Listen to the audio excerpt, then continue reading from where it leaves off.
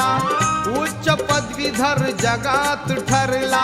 वैराची गेली हवा, वैराची गेली हवा, म्हणून सारे ब्राह्मण म्हणती भीमाला जावई बुवा.